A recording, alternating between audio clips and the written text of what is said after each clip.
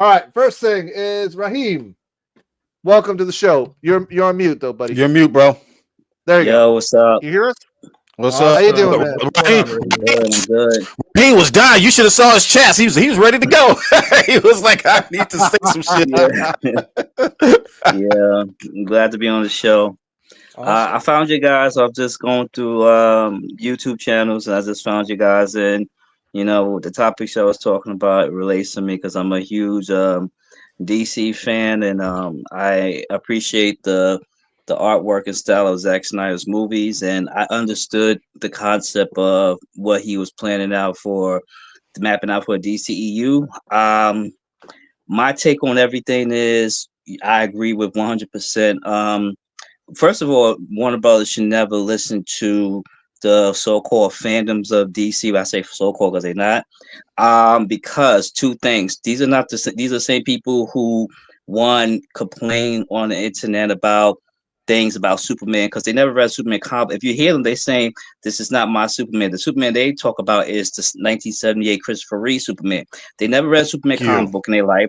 If they did, they understand that there was also dark elements in Superman. 90 when they killed Superman Doomsday and his return, and then also when Superman first appeared in the 1930s, early 40s. He was beating up on people. He was being, as they quote unquote say, a sexist guy and everything. So all that truth, justice, and American way came in towards the Silver Age, not even at the beginning of Superman's run. So this is what a lot of people don't understand. Secondly, make real quick, the reason why Warner Brothers did Man of Steel is because when they did Superman Returns in 2006, people was complaining, the Donna Superman can't relate to what's going on in 2006. He's boring, da da da. So Warner Brothers heard that, and people more again, Raheem. Repeat that again. Say that for people that didn't hear. People back, those who were not born in 2006, they don't remember. But there were audience who complained about the Donna version of Superman, which I forgot, the guy's on my mind. The director, he paid homage to the Donna Superman from Superman Return, and they said it relates to the 21st century. So the fact is, Warner Brothers was going to do a sequel, but when they was hearing that feedback, they put a pause on it, and they said, well, what, Batman Begins is doing well, and then Dark Knight did extremely well. So they said, okay, we're gonna have to make Superman grounded in the reality too. So that's what they did with, that's where Christopher Nolan. Remember, Christopher Nolan is the one who pitched the Superman movie and said, I'm going to have Zack to direct it. See, people keep thinking that Zack directed and wrote. Zack is not a writer. He's a director. He's not one of those directors that he do both. He does one thing. Thank you. And that's the key. And then number two, he had a 5-year plan. He mapped it out. Marvel, the Russo brothers told on Marvel. People thought Marvel had a 5-year plan, but they said, no, there's no plan. Zack had a plan for DCU. Like you said, I kept telling everybody that Man of Steel was the beginning point. You're seeing him. He just became Superman that day. He wasn't Superman yet, and that's the whole purpose. And then everybody like, oh, Superman no kill. I'm like, did y'all see Superman 2 back in 1981 when he threw Zod in the ice and he go he stopped. That means you talked about. I'm ahead of you. I'm ahead of you. So you and people saying thing with Batman and Batman v Superman. Oh, Batman don't kill. I'm like, okay, y'all, where were you at in 89, 92? In 95, I said the only time Batman killed anybody was in Batman and Robin. Killed people in Batman. He killed he didn't kill people in Batman and Robin, but he killed people in Batman Returns, Batman Forever. He killed in Batman Begins. He killed in Batman Begins because remember he said to him, I'm not going to kill you, but I don't have to save you. If you said to somebody in real life, that means you won't be charged with murder. You could save somebody. Not even just that. Yeah. When he blew up the League of Assassins, he blew up the headquarters. Yeah, people fucking died in that, bro. Like, there's no way people survived that shit. Nobody survived that. And then, like I said, with he said the same thing. He said that, and then he killed. He could say Talia. Remember Talia? She could have saved her in that car before the car flipped over. She let her die. He killed Harvey Dent. He killed Harvey Dent too. That's like that. These are good things, guys, but we got to keep the panel moving. Okay, I want to go. I'm just throwing things out. I'm sorry. You can stay. You can stay. So I'm going to bring in Rob now. Yeah. All right, Rob, I'm gonna bring you in now. Introduce yourself real quick.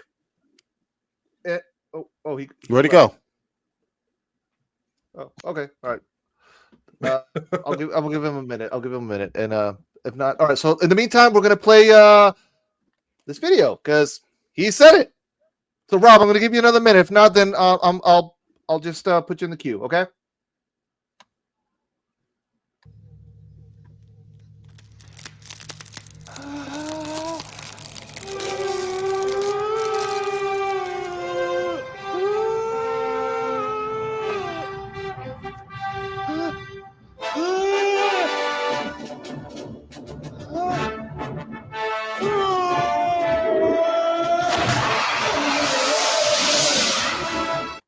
With a smirk That's on murder. his face. With a smirk on his face. Now, here's my question. Hold on, Charles. Let me bring in. I'm gonna bring in Doug. Doug. All right, bring it in. Douglas, you ready? All right. Yo, ready. Okay, Rob. Okay, never mind. I'm gonna bring you in. All right, Douglas, you good there? Yeah, y'all can hear me? Yeah, we can hear you. Okay, how y'all doing? Good, Pretty good. good. Welcome to the show, man. Oh yeah, no, this it's my first time. I actually started following you guys about 2 weeks ago, man. And one thing I do want to say just off top, I'm a very grounded person, even just when it comes to this conversation. So I'm definitely a Snyder fan. But the one thing I do appreciate about you guys, you do keep it in the middle. So I definitely feel like it's fair. It's not an angry take. It's definitely a more honest and what I feel like is a truthful approach. So that's what actually made me even tune in to you guys a few weeks ago. But even just with the story, I think like because my biggest gripe about this Superman, because I'm kind of operating backwards. So I didn't grow up off the comics. I didn't read a lot of comics. I'm actually just now starting to tap into the comic world because of my son. But I've always been big on the movies, and so even just seeing Zack Snyder one, and I watched that movie like so many times, and I was always a Superman fan, but it was just something about that one, like you said, it felt relatable. Even down to the callbacks, which I feel like a lot of people overlook. Like when you watch Man of Steel, I mean, you get the callbacks, but it's just like just enough. Like there are scenes that acknowledge, Christopher Donner's. You got the scene with Superman flying across the ocean, which is actually a knockback to Superman Returns. It's almost the same cut. I thought it was the same cut, to be honest. And but I do like that he acknowledges that. But the problem just with James Gunn Superman is like, it's obvious at this point. It's very campy. I still feel like they're trying to do what Superman Returns did to a degree. It's like we're trying to capture that Christopher Reeve spirit, and I'm like, for me personally, it's like let it go. Like we got that. It had its moment, and we do appreciate it. Zach, I feel like was like what it should have kept going. It should have never stopped. It just started seeming like it was something personal. At a certain point, it's like why are you not? I know he had the tragedy happen with his daughter, but even still, it's like the storyline. Like a lot of studios are messing up because they're chasing the money versus creating a good storyline that can because I think I put in the comments about we speaking about Black Adam. In hindsight, I mean it's aged a little bit well to me personally. It's aged a little bit well personally to me now. But I feel like the WB just haven't learned from the Justice League. We brought somebody over from Marvel and then you saw what happened. Now we got to go back and reshoot it to try to correct some of those mistakes. So I feel like they just haven't learned that lesson yet still. Repeating the same If you bring up that Abomination Justice League, if you look at Justice League, even them trying to brighten DC characters' colors, the colors still don't look like it. It looks awful. It looks terrible. The way they brightened it, it looks awful. That's because of Jeff Johns. See, people forget. I'm sorry, Jeff, but you got to get the biggest, and I can't stand him. The biggest person in there is Jeff Johns. Jeff Johns ruined everything. First of all, I keep telling people, let me just make this straight. His name is Captain Marvel. It's not Shazam. There's no legal issues with that. Okay? The Wizard's name is Shazam.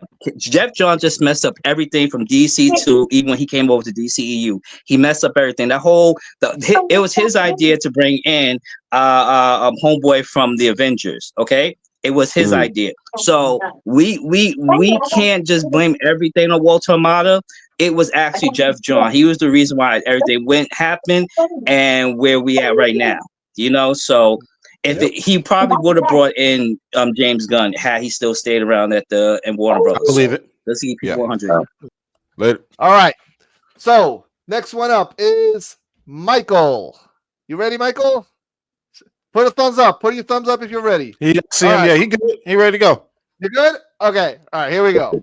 I'm good. Can you guys hear me? We Yeah, can hear you. Yes, sir. loud and clear. Welcome to the show, Michael. Awesome. Oh, I can even see myself. Yeah, cool. This is like a first time for me. I've been watching your channel for quite some time. I've been Thank watching you. other channels like Skywalker as well, and Yep. We know Sky. and quite a number of other people. So I mean, my whole thing really, and I'm calling from the UK, London, UK. I think All my right. whole issue, and I'm sorry if I'm looking mad tired. I am, because it's like 4 a.m. in the morning you're over good. here. You're good. Yeah. Yeah, That's I think dedication. I think much has been said about the current issue with James Gunn, the so-called Superman reboot. I think we're all familiar with the with what Zack Snyder went through with Warner Brothers and everything. So there's no point really rehashing that. It's just to look at the reality of the politics of what's actually going on. You have a situation where you had a director who didn't just force himself onto WB. He was recommended by Michael Nolan, came in and did a tremendously good job with Man of Steel, BVS, even though it was messed up by Warner Brothers before the Unlimited edition came out with the Blu-ray and DVD. And then Zack Snyder's Justice League, which they claimed never existed until he suddenly did. The problem that Warner Brothers have right now is that they've actually backed themselves into a cul-de-sac. And this is going back to Ann Sarnoff with that nonsense she was saying about ZSGL being cul-de-sac, that was the end.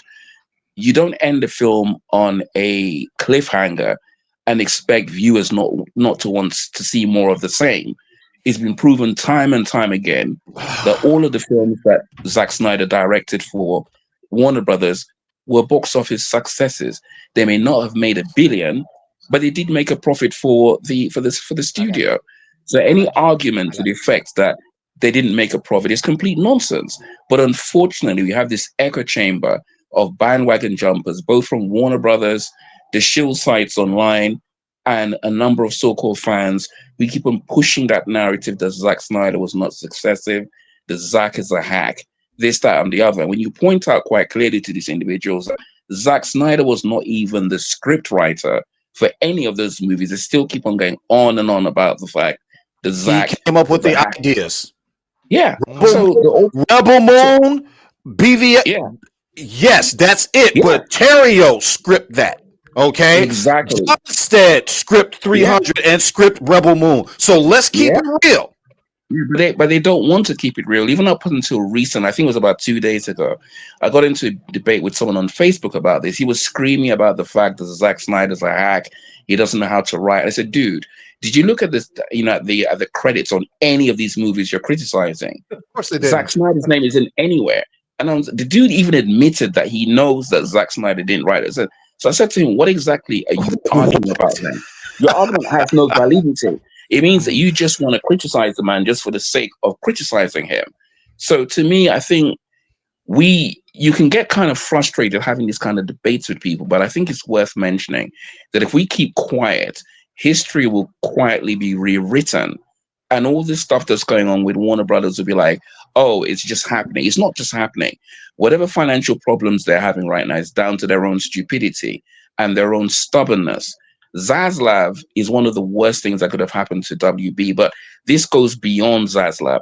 This goes back to the days of Emmerich and Sarnoff and all of those characters, because for whatever reason, they didn't believe in Zack Snyder's vision, even though that was the only vision that's made money for that studio.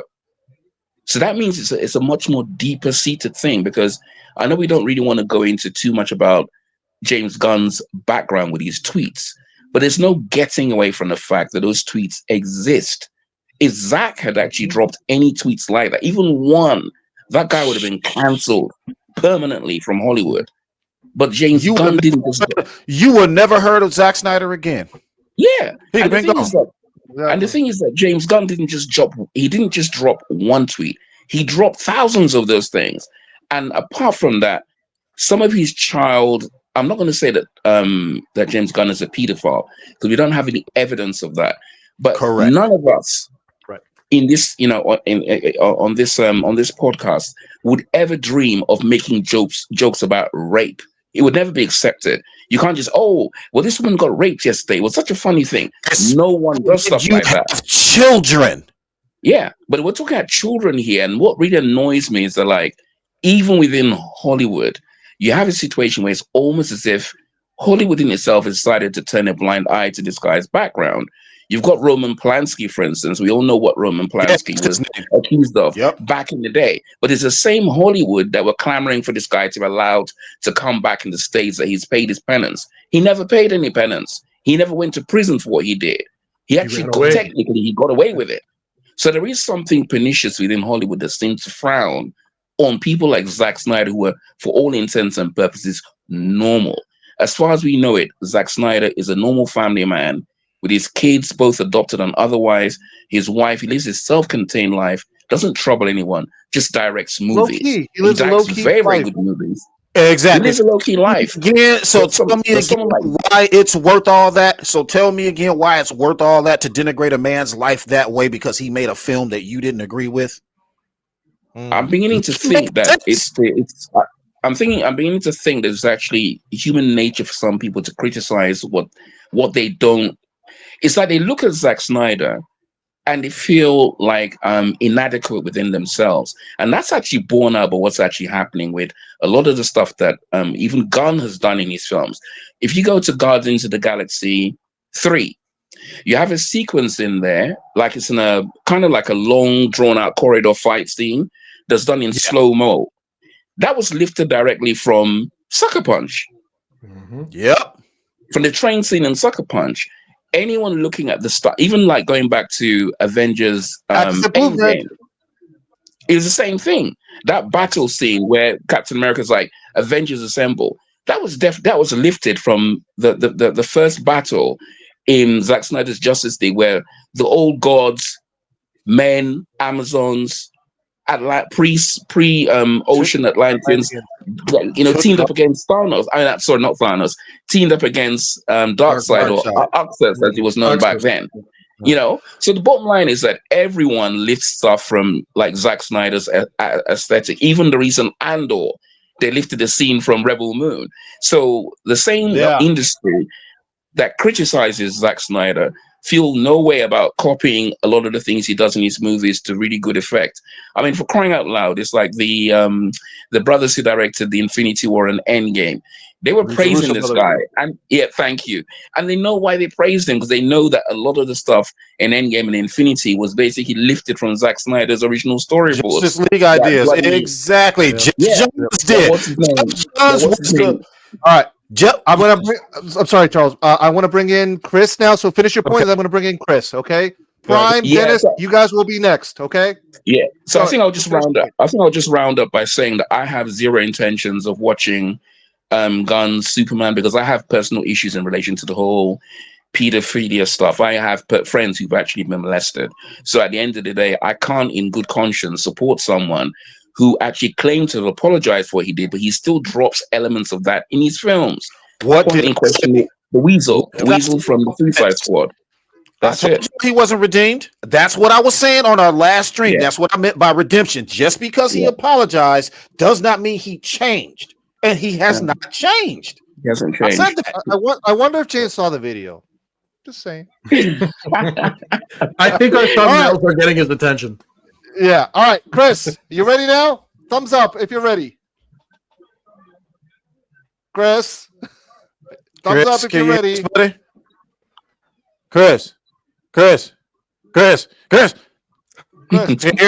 thumbs up if you're ready. Thumbs up if you're ready.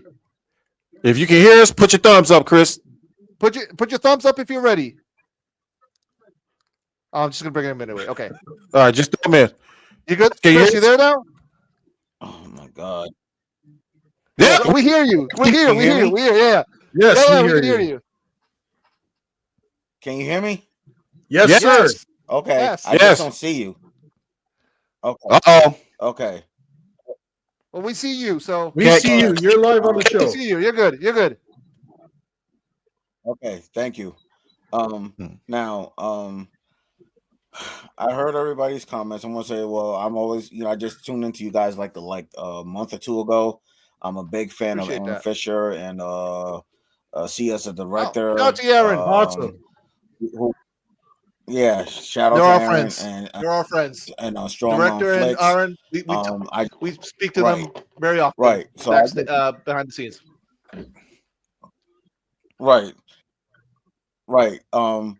Like I said, I just called you your show like I think like a month or two ago, and I guess everything you say is on point. Um, I will say this: if we had like a producer like if DC had a producer like Kevin Feige, but not him, but somebody else, Of his stature. like in charge of the studio, besides James Gunn from Jump, I think all the films and TV would have been much more in a better place than it is right now. Everybody keeps saying Christopher Nolan, but the thing is, I think that his brother would have did a good job if he would have got the part. That's just me, Jonathan Nolan, because he produced a good show called Westworld that came on HBO and it was dynamite. Yep. I love that show, and Yeah. I don't know why HBO took it off the air, but that show was a damn good show. You know what? What put me on to him? Came on like in the What 70s, put me but on to I him saw was this. Person of Interest. The TV show Person of Interest. His brother did that too. I don't know if you guys seen it. Oh, he did that one too? That's another good I show. didn't know that. Jonathan Nolan. Yep, that was his show. Yes. Oh, Yeah, with Jim Caviezel, with Jesus. that was his Yep. show. And I'm like, yeah, yeah. And I'm like, why couldn't he be part? Why couldn't he be like the studio head of DC?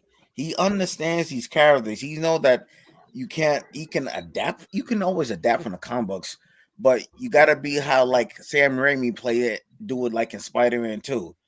He adapted. He got the idea from Spider-Man No More, but he put in his own twist. You know what I mean? Right. You could draw inspiration from that, but you always got to put it into your own story. I love this video with Christopher McQuarrie.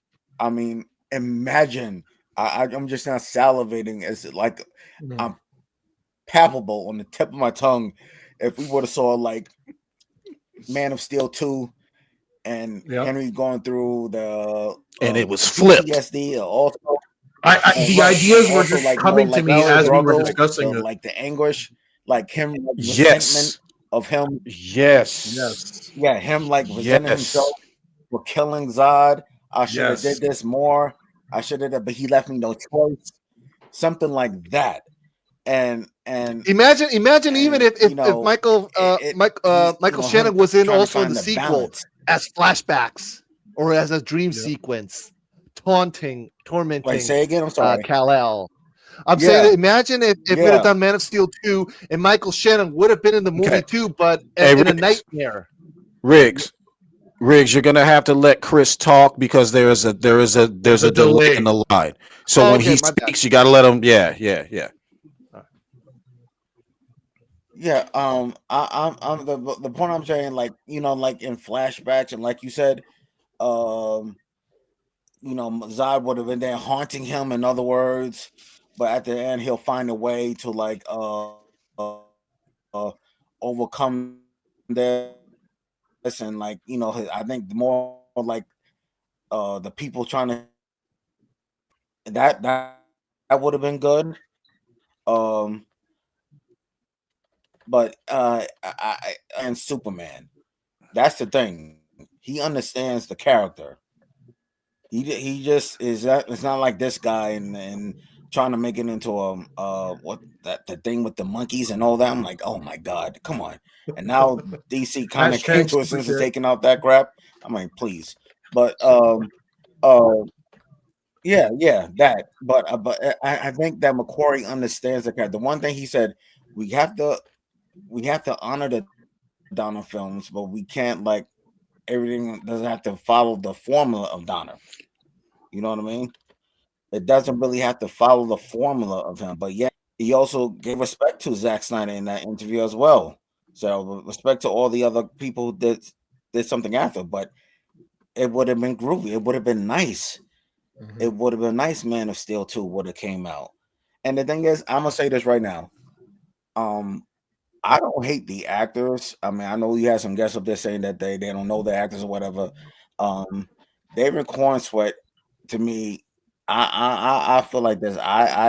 You know, as a comic book fan, not just a DC or Marvel fan, he should be given a chance to see what he can do as Superman.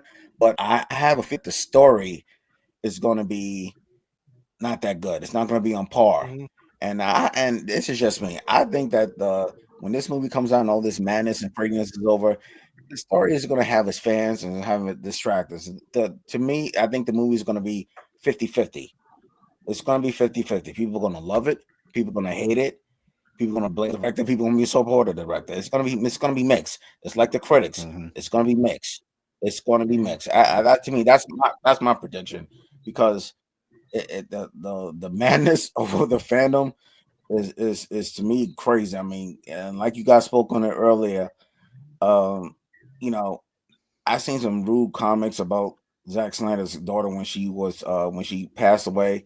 That didn't make any sense. I'm like, and all these schmucks, these idiots are on Twitter, and I'm like thinking to myself, well, how come the people of Twitter don't ban these idiots from ever posting again? How come they get the liberty and the right to post what they said? And they threaten Aaron Fisher. I know they made some comments about you guys, and I know they made some comments about CS the director. You know, because we live in that age now. and That's why. Because we live in that what's his age. name? We live in that age where information is fast, it's quick, you can hide behind anonymity, and there you go. That is why. That's one of the reasons why when we bring people here, we want to see you guys. You know, no hiding here, like, because we welcome people who support James Gunn. But it's still, I just don't think. I really don't think, like, you're coming to a point. Right. But you know, coming to a point where people insult a dead man's child and also threatening a man and another man's family, to me that's ludicrous. That should be getting those people off Twitter. That's just my opinion. But you know, I said my piece. I just wanted to say thank you guys. I know you got other people behind me, but it was great talking to you guys. And like I said, I know you got a lot of people behind me. First time on the show. Thank you guys for just letting me just voice my opinion about how this so-called movie is going to come about and think. But like I said, once this madness comes down, I think that people are going to start thinking like human beings again instead of just, you know, politicians like Democrats and Republicans. That's it. Awesome. Thank you, I hope Chris. so, Chris. I hope so, Chris. And thank you again for coming on the show, brother. He is absolutely right. This is geek shit, man. This should not be happening. I get times are changing and things are fast and this and that, but it should not interfere and it should not resemble things outside of the geek sphere. And it does, and it is absolutely ridiculous to the point where you are threatening people's families and lives and all of that. Yeah, it's absolutely just yeah. Michael, I gotta let you go. Also, do you have a final thought? A final thought before I let you go too?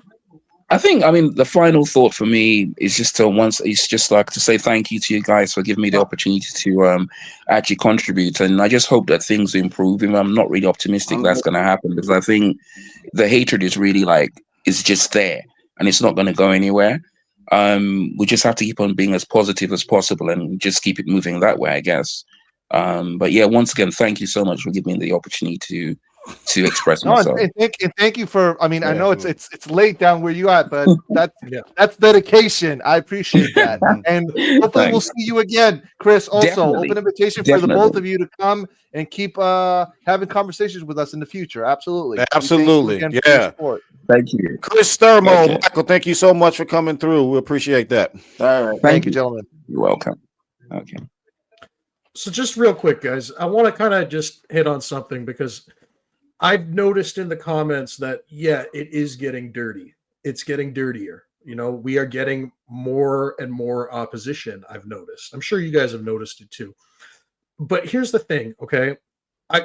this is where the generational difference, I really see it between me and you guys, because I grew up in a time where the internet was consistently anonymous, where before Facebook, before the way YouTube is now, you had chat forums, you had public messaging boards. It was all anonymous. Okay. It was all people hiding their faces, hiding behind anonymous names, anonymous avatars. I get what we are saying to people, okay, about this whole thing, basically. But the thing is that there is an entire generation, my generation, around my generation, that consistently grew up with anonymity. I guess that's what I'm trying to say here. Anonymity. That's Anonymity. yes, I'm just a little tongue-tied. Anonymity. Yep. Tongue-tied. They grew up with that. So what I think is happening is you're seeing people of that generation that represented that on these platforms now. When people of Charles's generation, Phil's generation, I don't think you guys grew up with the internet the way we grew up with the internet.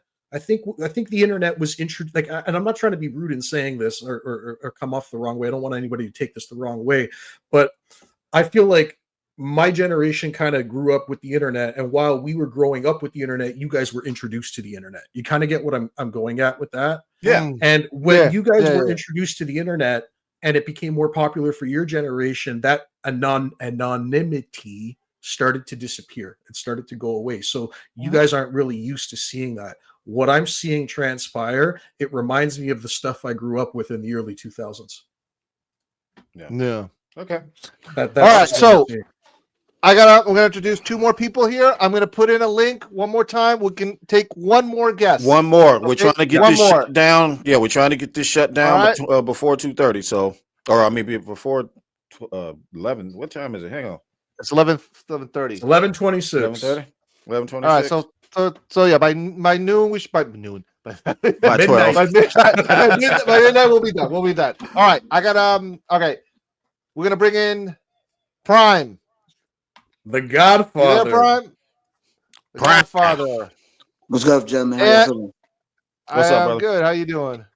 All right. I'm also gonna bring in Dennis. There you guys. How you guys doing? What's up, Dennis? Welcome back, buddy. What's up? I'll be right back, guys. So you guys take over for me. All right. Well, I will start with Mr. Prime, the Godfather himself. Superman, bro. What you thinking, man? What do you think about the weird looking statue you saw? About the rumors of what do you think, man? Give me your impression of what's going on. Well, I'll say this. Every writer and every director has their right to have their own interpretation and vision of what they want to actually put out there. They have that right. Agreed. But you also have to understand this, which a lot of people fail to understand is this. You have to understand that there's a difference between comics and pop culture. And majority of people are into pop culture. They don't know comics. So let me emphasize what I mean by that. Pop culture is strictly movies, film. Comics, you translate and transition that over to comics and cartoons. So the reason why you have this big uproar with a lot of individuals that want to have this aesthetic of the way this look, the way it is the man babies. You got to understand is that the man babies are the ones that are complaining. Their voice is very, very loud. And the problem is that a lot of people fail to understand is that, yes, Superman and DC was incorporated back in the 1930s. It transitioned over. We went through a couple of phases while, comics transitioned. But once we got to the actual 80s, you're Gen Xer like myself. Of course, you saw Super Friends. You saw the Superman animated shows. You've seen all that. All right. Once you started getting live action, that's what they're stuck on. And the thing that still baffles me until this day is this. Superman 1978 came out over 45 years ago. I want y'all to let that sink in your head. And you also got to understand this too in comics. the golden age, the silver age, the bronze age of comics. Everybody that grew up on that, everybody got older. Why do you think they changed Superman in 1986? Why do you think they changed a lot of stuff after Infinite Crisis? Why do you think DC got more mature? Because everybody grew up at that time, got older. The Speak audience on it. They got Speak on older. it. And Zack Snyder made the fatal mistake of thinking y'all motherfuckers grew up and you didn't. That Now- was his only crime. Now, I'm not knocking that you would like to see a live action or interpretation on screen of a Super Friend style. I'm not knocking that. I'm 48 years old and I've seen all that. I grew up on that. Yes, we grew up as beloved and all that stuff like that. But as comics got a little bit more mature and I'm an aficionado. I know DC backwards and forwards. There's nothing that you can't tell me. All right. There's cats that don't even know about the dark multiverse. There's cats they don't even know about that DC excels more in Elseworld stories. Don't individuals know that DC's top books are Prime, Elseworld I'm stories? so happy you're here today. Thank you for Exactly. being here Because today. he can school me on comics. He knows more about this He shit knows- than I so do. guys, I'm the pop culture side. He's more of the comic side. He's He's exactly the type of person we need on here. So guys, Exactly. just like Danny from Comics and Everything on our last episode, Prime is a comic book nerd. Aficionado. He is. Prime, real quick, I got to ask you. Tell me something like this. This would sell and is more popular than any of their mainline comics today. Right. And this is the thing that, yes, a graphic novel. And this is the problem that individuals fail to understand. I don't want to take up everybody's time because I know everybody want to get their time. But all I want people to understand is this.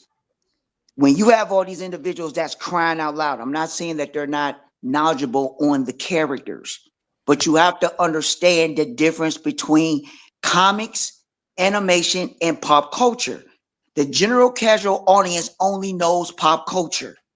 You can quiz an individual and find them in what their knowledge is on the actual characters. Also, you also got to understand when it comes down to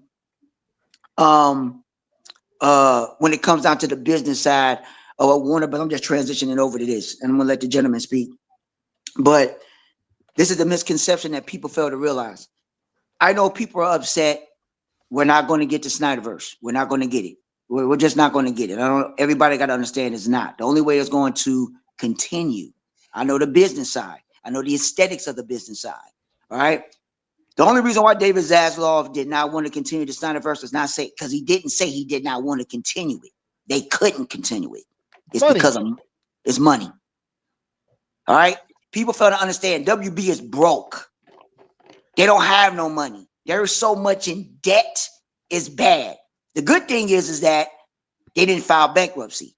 People don't understand the difference because when Marvel filed bankruptcy, they had to divide up their entities between different corporations so they can actually be stabilized. All right. Why do y'all think that Sony has Spider-Man? They're not giving that up. If y'all really think that Sony is going to give up Spider-Man and give it to Marvel, you out of your They'll goddamn never mind. do it. Not a chance. Sony is gonna say you're gonna have to pry that out of Sony's cold dead hands. Right. That's real shit. Right, because Spider-Man is what? Marvel's top Money. character. He's All right. money. It's that money. And it ain't because of the movies and it ain't because of the comics. It's because of the merchandising.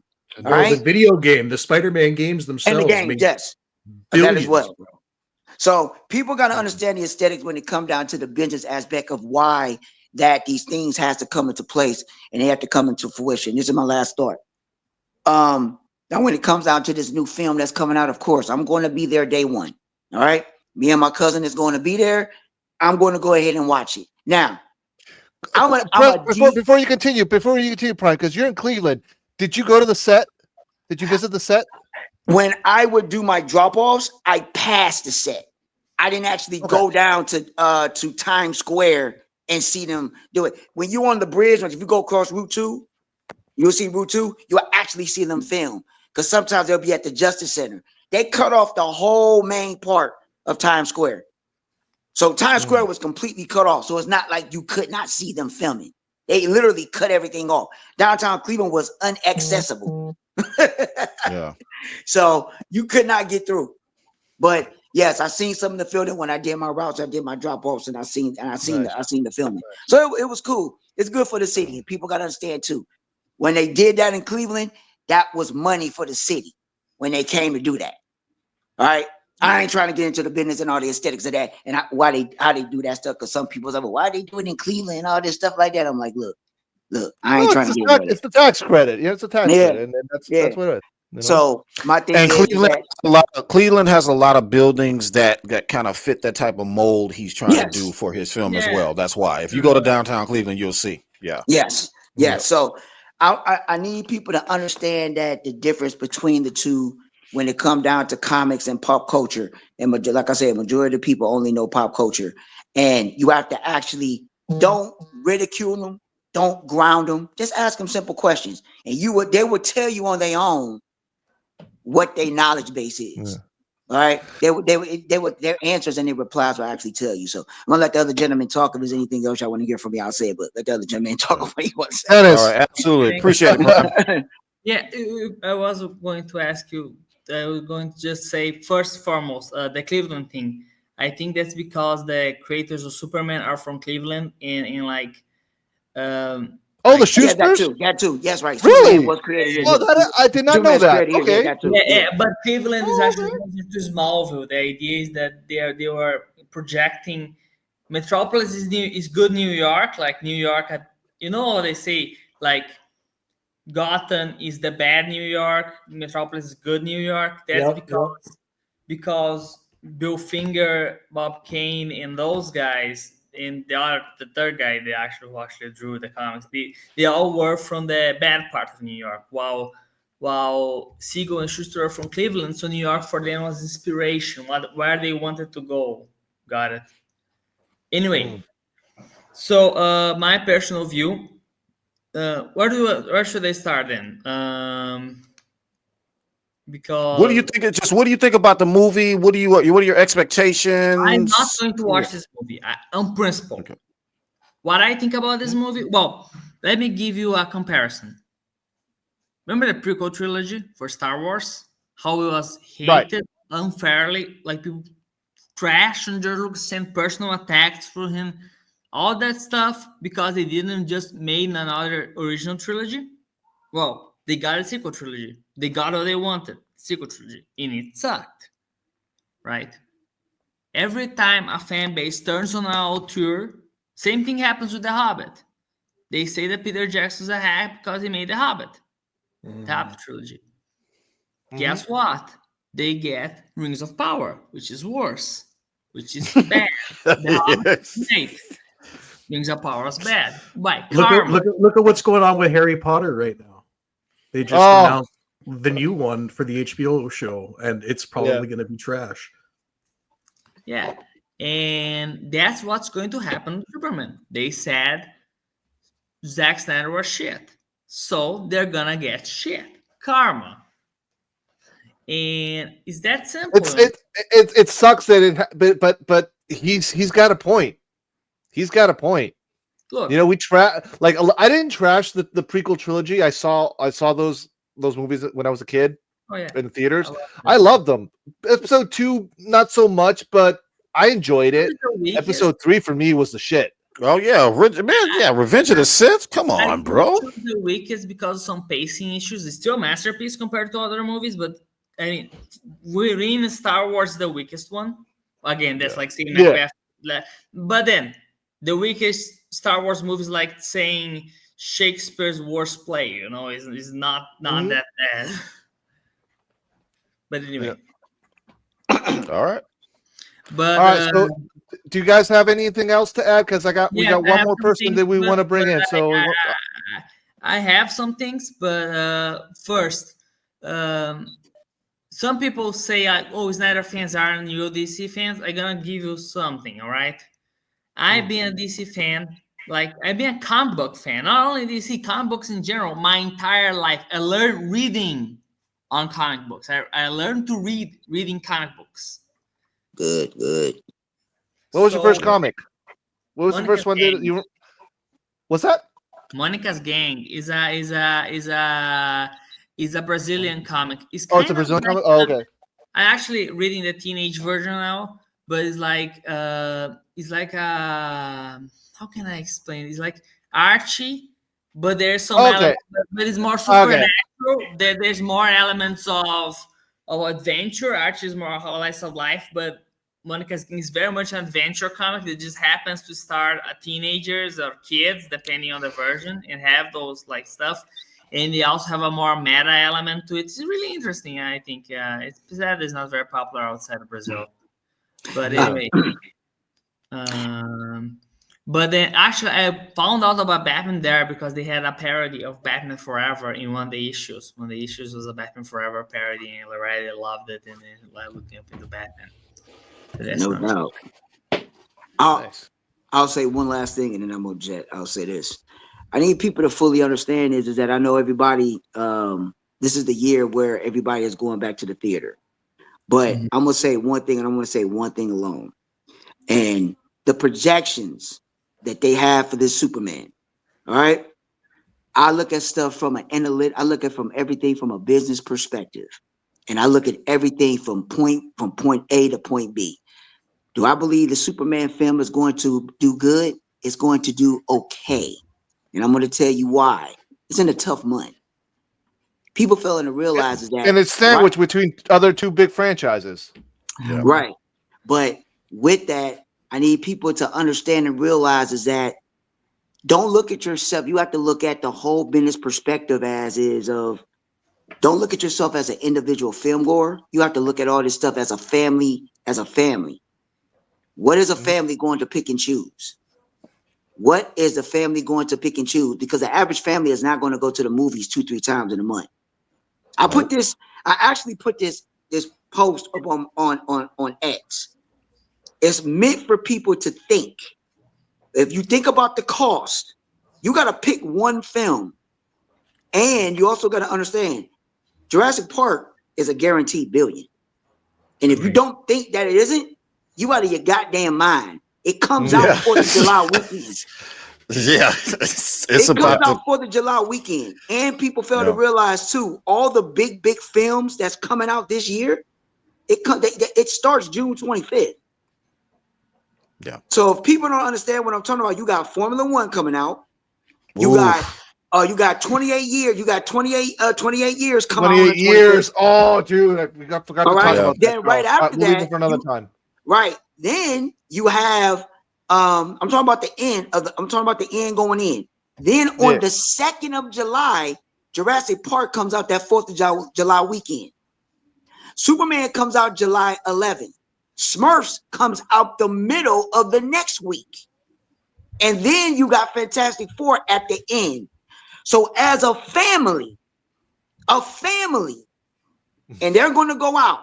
You think in your mind, what film or children are going to want to see? I'm going to tell you this. It's either going to be Smurfs or Jurassic Park. Dinosaurs and Smurfs. There you go. Dinosaurs and Smurfs. That's exactly what they're going to see this summer. Absolutely. So he said it. I'm not saying that Superman is not going to do well, but I'm going to put this on everything I love. And it's the last thing I'm going to say. It's either going to match the box office of Man of Steel or be a tad below it. It's not going to beat it. It's not going to beat it. It's not going to beat it. I'm with you. I think it's going to. I think 450 to 500. That's I think where it's doing Black Adam numbers. That's what I think. Okay. It ain't gonna get that. It ain't gonna get that low because of the position of where it is. Because you got to remember, people are still going to be going out after the carryover after the 4th of July weekend. That's true. So you have to remember that 4th of July weekend. This is where when they announced that Superman was going to come out on the 11th, I'm like, y'all put that in a bad spot. Once everybody saw that Jurassic Park was coming out that weekend for 4th of July, you put that in a bad spot. Go ahead. But yeah. So Prime. So let me say this, and then I gotta let you go, and Dennis, I gotta let you go too. So the one thing though that what you're saying is 100% true. The problem here is that James Gunn opened his fucking mouth way too soon with the date, and he gave that date to the competitors. Hence why Superman is now sandwiched. So and also, but it's true. And also with all the reshoots been happening or the cut times, like, and I agree with you. Also, I know I had a mute of it, but I do agree that James Gunn, even though I'm not gonna see the movie. Yes, James, I'm saying this out loud and in public. You do deserve your vision. You do deserve it. I will give you that, James. You deserve it. All right, guys. I gotta let you guys go. Oh, one last thing I want to say before you drop me, because I wanted to correct. Dennis, also, last thought for you too after Prime. Okay. Right. The thing I want to correct now, James Gunn starting off this universe because a lot of people don't know. You have to remember, James Gunn is writing everything. He wrote Creature Commandos. He started off. He's also writing Peacemaker. He's writing Superman. The only one that he's not writing is Supergirl. James Gunn. Now, this fails and it does not do what it's supposed to do to start this off. Everything is going to be on James Gunn. So you have to take that into consideration. Everything is on him. He's writing it. He directed it. He's producing it. He's doing a lot. He's even doing the marketing. Yes, he's doing everything. Yeah. So if this does not go the way that Zaslav and WB wants it to go, at least James Gunn knows, look, it's on my watch. I'm the one that's going to be accountable for it. Okay, and that's all I got to say. All right, y'all. Right, before you go, real quick. What do you think WB's expectations are? What do you think? What's the number what's their golden number? You think that they want this film to make? They have to at least exceed because I'll put it to you like this: it has to match Man of Steel or go a little bit above it. It has to, because this is the start. This is the start off of this universe. All right. If they're just going by the actual box office. Now you got to remember, executives in the business, they're retarded because they contradict themselves. Because y'all got to understand let's think about it. I just said this quickly. The DCEU was highly, highly profitable, box office wise. You want to know what they was concerned about? Critical reactions. They was more worried about that than the goddamn box office. The box office is what matters. Don't worry about what people are complaining about in the critics. Look at what people are coming out to go see. Did you see my post? Did you see my post on X earlier? I posted about it. I was pretending like I was the CEO, and I was the CEO of DC, and that's exactly the scenario I laid out. And the executive, I asked him, "What are the numbers?" The executive says, "Oh, well, BVS is making $850, and I'm like, "But what?" It's getting reception. So I gotta let him go. Dennis, exactly. All right, y'all. Appreciate your time. Prime, we'll have you back on an episode down the road, and we'll talk more about Superman. Okay? No problem, man. I appreciate it, brothers. Y'all have a good night. Prime. Absolutely, man. Take care. Dennis, final thought. Also, critics hated Tony Scott, so they're idiots. Remember Tony Scott, Man on Fire, Top Gun, True Romance. Taking up True Romance. Oh, that's old, dude. Yeah, they hated that guy. All right, he had to kill himself so he could finally get recognized for the genius he was. Critics are idiots. Sorry, they are. And the thing is, and I'm gonna go, if you mind me, the problem with critics is that first, they don't understand what I know it's going to be pretentious for me to say that, but movies are primarily arts are primarily an emotional thing. So when I see if you ask me, critics shouldn't even exist. The people should be the critic. The viewers should be the critics. Yeah, but there's always going to be someone who has more of a voice. You know, there's always going to be the popular kid who people are going to follow up further. The thing is that what people don't understand is that movies, they stick with you because of your emotions, not because of your reason. So when critics try to all dissect the movie or like try to make a reason for they hate it and try to be all like, you know, even when they are trying to they go with a preconceived expectation and then get angry when they don't match it. But for me, the movies that I remember, the ones that endure to me, are movies that make me feel something. When I see a movie with the MCU formula, I feel nothing. Nothing. I barely remember, like, for example, let me take an example, but there are several MCU movies that I don't remember them. Like, I remember, I was wondering, for some time, I actually thought Black Panther was my last MCU movie. Then I remember, no, it wasn't. It was actually Ant-Man and the Wasp, but I forgot that movie existed. I forget that Probably for the best. because it's so forgettable. And the thing is that's what superhero movies have become. I was lucky because in spite of growing up in the 2010s, my movies I saw were from the 2000s. So I saw like Pirates of the Caribbean, which I just rewatched today, in fact. The Hobbit trilogy, which was actually 2010s, but it still counts on that style. The Star Wars prequels, the Dark Knight trilogy, Spider-Man by Sam Raimi, you know, those movies are what I saw. And Casino Royale, which is the Craig Bond era, Casino Royale, Quantum of Solace, the first two. So that's what I saw, you know. So that's what stuck with me. That's something that actually came later for me, you know. I got into Zack through Man of Steel, but I didn't pay attention who was directing. I loved the trailer, so I decided to watch the movie. It was actually my first cinematic experience was watching the trailer for Man of Steel. There's another story I can tell you later. The thing is, basically, that when I see a James Gunn movie, or rather, when I see a movie on that style, because James Gunn is just one of many shitty directors, to be honest, I'm gonna say it. Shitty directors who follow the MCU formula, I feel nothing. Because I want to go through the whole myriad of emotions, you know. I want to feel dread. I want to feel. You want to feel something. You want to feel something, yeah. And these jokes are forced. These jokes are there because he needs to have a joke. That's not how you do it. It's not natural. It's not natural. Natural. Like Pirates of the Caribbean, it's several comedic moments, but the movie itself, there's also plenty of serious moments. Hell, the third movie opens with the execution of a child. You know, the third movie. Right.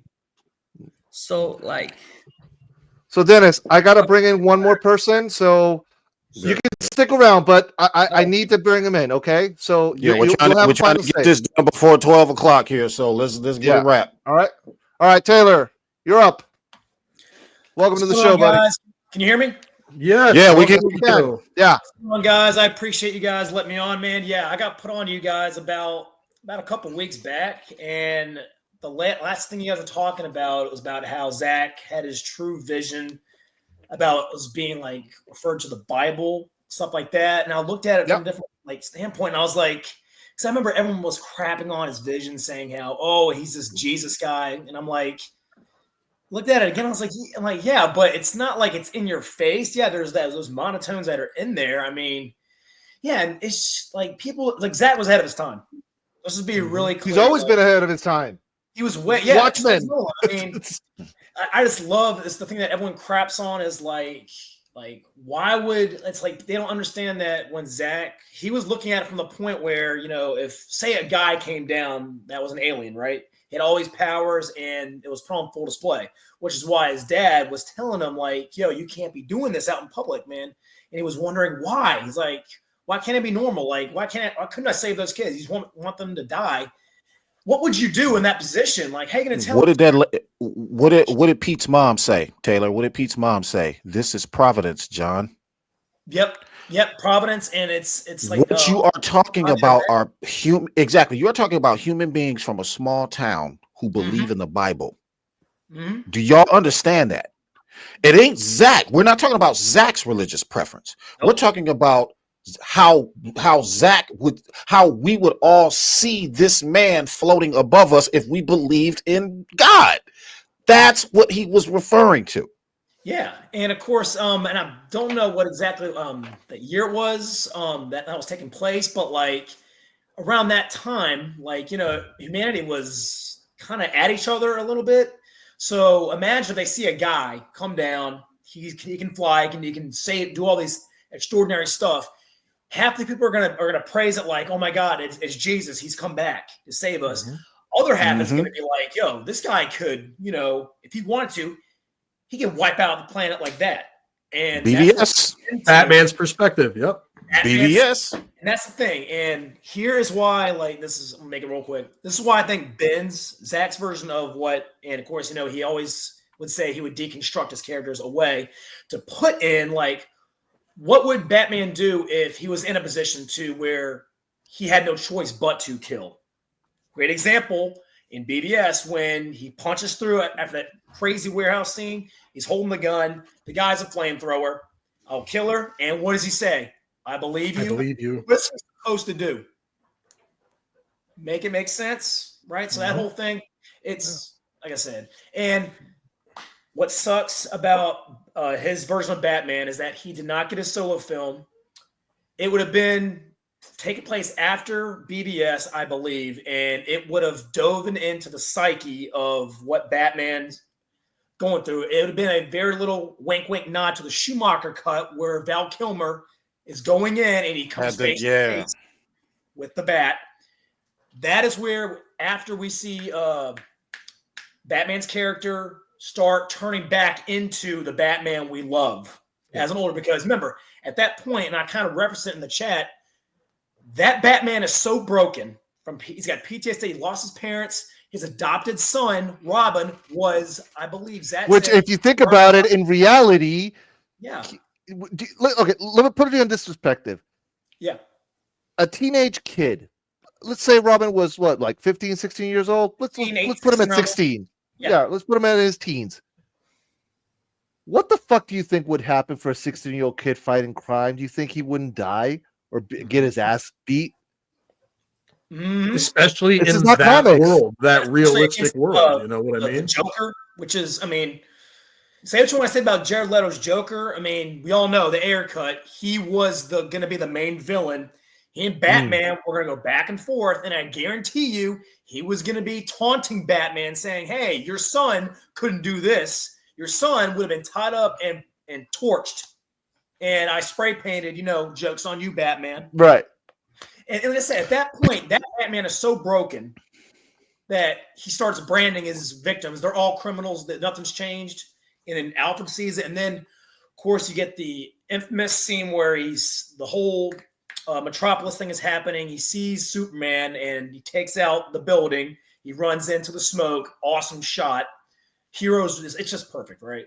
What does he see? He sees Zod and Superman going in, and you see that look. He changes. That's his new fix. I got to stop him. That's the new threat. He said, it don't matter if that guy's he's a good guy or not. In a flip of a switch, he can wipe out the planet. That's why he started having these nightmare visions. You guys were talking about, what was that comic again, where they all had that dream of the end of the world? What does Batman see? Justice. Yeah. Justice. Yes, that's what Batman exactly. Is the end of the world. So it's almost like, hey, maybe Zach does know what he's talking about here. With these what he's comics. referencing. He sees it, and of course, what was the Flash telling him? You protect Lois, you're fine. We know what was going to happen. Batman was going to fumble the bag, and he loses, and that's where you get evil Superman and Justice League 2 and 3. Man, let me be clear about the whole evil Superman stuff. First of all, he was not evil. All right. What happened was this: the anti-life equation. It is a formula that takes advantage of your despair, your lack of hope. When she got incinerated by Darkseid's Omega beams, what the fuck do you think was left for this man? Nothing. Remember, she was my world, and you took her from me. And you took her from me. And Wonder Woman said it in ZSJL, like, she is the heart. She is the key to Superman's heart. He's like, I had a premonition. It's almost like the end of the world. Barry Allen was right here telling me Lois Lane is the key. And she's like, what she said. Yeah, she is the key to his heart. She is the key to Superman. Every hard ass one. Yeah. Yeah, Batman's just like, I think it's something more, something darker. I'm like, man, this dude knows what's coming, but he still fumbled the bag. And you know what happened? And and you know what happened after that? Exactly. I I do believe that Lex forms the Legion of Doom, or a little version of it. The Riddler solves the equation. So here's how it goes. Yeah, basically, it went something like this: Darkseid comes. Lex forms a Legion of Doom. Lex is like, I want to talk to this dude. Let's have a conversation. He's like, this is what you need to do. He's telling Darkseid this. This is what you need to do. You need to kill Superman. Darkseid's like, no, I don't want to kill him. I want him to submit to me. He is the most powerful being probably next to me. I need this man on my side. How do I do that? Let me see what I can do. He gets Riddler. Here comes the Riddler. Solve this for me. Soon as he solves it, blows his own fucking brains out. Yeah, and just imagine like the opening scene of Justice League where Batman is this had to be inspired by Christopher Nolan shot. The whole snow, the cliffs, Batman on the cliff going through everything. It's like no man could do that, but it's it's Batman. But imagine like that same shot is happening again. Batman comes across the cabin in the woods. That's where the Riddler is. It's all over the walls, and he's like, I solved it. And he kind of throws him a riddle, and then boom. And then at that point, I think he got his hands on a mother box or something. Darkseid just boom tubes in, and he's like, there you are. And then that's it. That'd probably be how the movie would end. And then we all know the nightmare scene kicks in, and then we are off. You know who I would cast as the Riddler? Who? Jackie Earle Haley. Rorschach. Yeah, that would be pretty cool. Oh yeah. I think that might have been. But yeah, dude. So whoever I can't remember, I think someone in the chat said that Daniel Craig was going to be Brainiac. I was like, man, that would have been lit. And I was thinking, I was like, bro, what if it was Jude Law? Like, I mean, yeah, I'd have been like, bro. But yeah. Dennis, you wanted to say? I'm sorry, Taylor. Taylor, 1 second. Dennis, you wanted to say something? Yeah, Christopher McQuarrie, when he was talking, we got a few more minutes, guys. So we gotta get ready to wrap it up. So final thoughts for both of you, okay? Dennis, go ahead. When I was watching that McQuarrie interview, I got so pissed because the guy clearly knows about Superman. My personal favorite Superman comic, and that's something Zach understood what makes that comic so powerful to me, is the same thing. It's called Crisis at Hand. It's the last comic before the death of Superman. And the story was written on the 90s, back in the Dan Jurgens run. And the whole thing is about what? It's about Superman. He finds out his neighbors are in an abusive relationship. So the husband is beating the wife. And that story is actually written as something of deconstruction of the first appearance of Superman, had him beating a wife beater. And threatening a wife beater. The first thing he does in the first comic appears. And this story is showing, no, it's not that how it works. It's not that simple. So the entire story is that Clark feels powerless. He has to face the powerless, because if he can't help that, if that woman cannot help herself and face her husband and make the cry for help, like say help me, and send the request like to the police, like the complaint, sure, they can do anything. And that's the theme of the story, is that the thing the story kind of runs on. If you can get over that hump, if you can get past that, then yes, you can. Yeah, exactly. I know where you're going. And the story is all about giving the most powerful man on the universe powerless. And that's what's so great on Superman stories. When the greatest Superman stories is when he faces the fact that for all his power, he can't change human nature. Correct. And BVS is the perfect example of that. Yep. You know, Dennis, I'm gonna share. Okay. Are you done? Was that your point? About character development, what you said, just something completely unrelated. But what you said about character arcs reminds me of something. Just a comment I want to say about filmmaking, and that's something I think Zach does a lot as well. So in the Hobbit trilogy, which is one of my favorite trilogies, one of my favorite movies ever, is the Hobbit trilogy.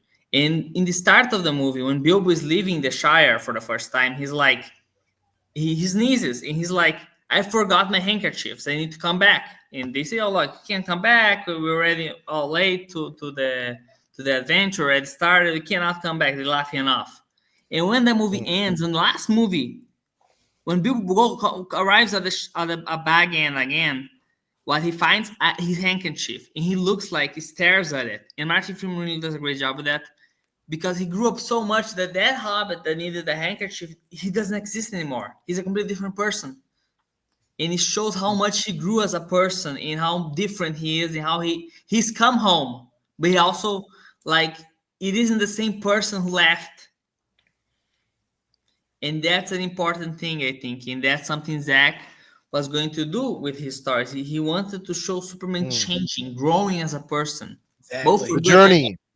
Yep. And not just Superman, but also Batman. Exactly. Batman has a journey too. Everybody has every hero, even fucking Green Lantern, Winty Charlotte Wayne, even he had a journey. All of these characters had a journey. Some might have been longer, some might have been shorter. Don't matter. Zach, that's why Zach's movies are long, because he gives the characters their time to shine. Even Aquaman, it took one movie and we kind of saw him being this guy, like, I don't want to get involved. And then what happens? He eventually starts showing a bit of the human side of him. And then he's like, you know what?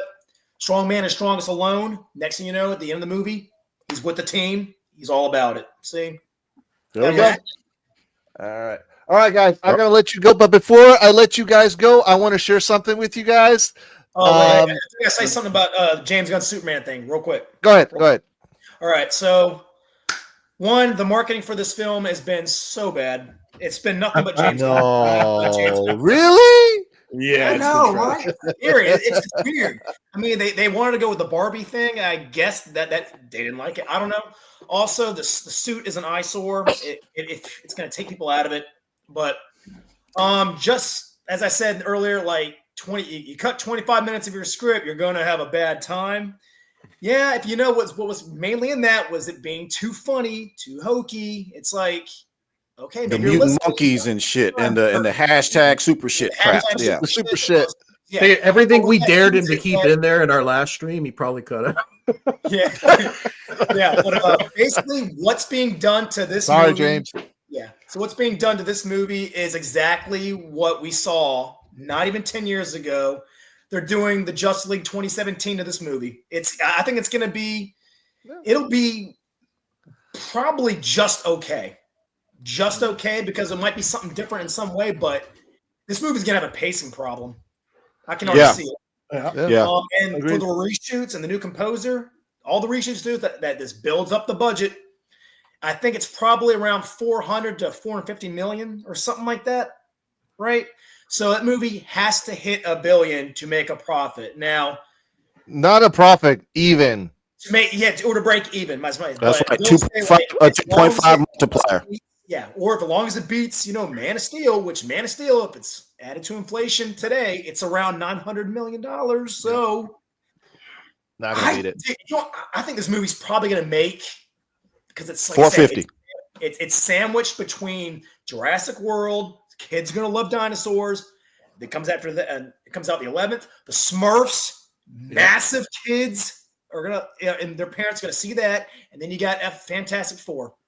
It's in the worst possible spot you could be. And that's because James Gunn had to open his fucking... James, I'm sorry. You're going to hear this multiple times. I understand it's your dad's birthday. No shade for your father. But, dude, you should have kept your fucking mouth shut. Yeah. But I digress. And last thing, as for Warner Brothers, I said earlier, like, if they didn't have such low IQ, bro... Snyder, you get your stuff. Wait till we finish the show, Taylor. You'll know. You get there. It's like Snyder. It's not Snyder. You have your vision? Okay, over here. James, you play in that sandbox over there. You have your vision? Cool. We have the animation. Hey, Matt Reeves. Whatever, right here. Yep. And then you guys just plan your stuff out. Don't release it too close to each other. Obviously, plan shit out. There you go. Just to compliment Taylor quickly. All right, hurry up, because we got the clock and we got to go. So in the 60s, once they decided to take the James Bond franchise outside of the Cold War context, they make those more adventure movies. Yeah. They realized that the people who like spy stories for the more geopolitical elements, the more thriller aspects, they weren't going to be represented by James Bond anymore. So they created the Harry Palmer movies. Because they knew there was a public in there that wanted gritty spy stories as well. So basically I was going to point out that we can have two different styles on the same genre. And actually preferable because then you're tapping into two audiences with two different movies. Yeah. But I'm all about the director's vision. Let him finish his vision. And guess what? We'll all come together and we'll jump on this vision now. Yeah, like James should have his vision. He should have his vision, even though with the Snyder Cut comments, the super shit, let him have his fucking movie. If you just give me Justice League 2 and 3 to finish Zack's story, I'm good. If you let Ben do his Batman movie, I'm good. I'm good. I'll join James Gunn's thing, whatever. I don't care. Let the man finish his vision, and then we all come together and flaunt forward. That's it, man. That's it. All right. Taylor, Dennis, thank you so much for coming on the show. We really do appreciate it. Nice having me. Dennis. Thank you guys for being here. Bye, guys. You're a regular, so nice to see you too, man. All right. We'll see you next time. We'll see you next time, Dennis. Take care. Bye, buddy. All right. So I want to share this before we wrap up. Hurry up. You're going to want to see this, Charles.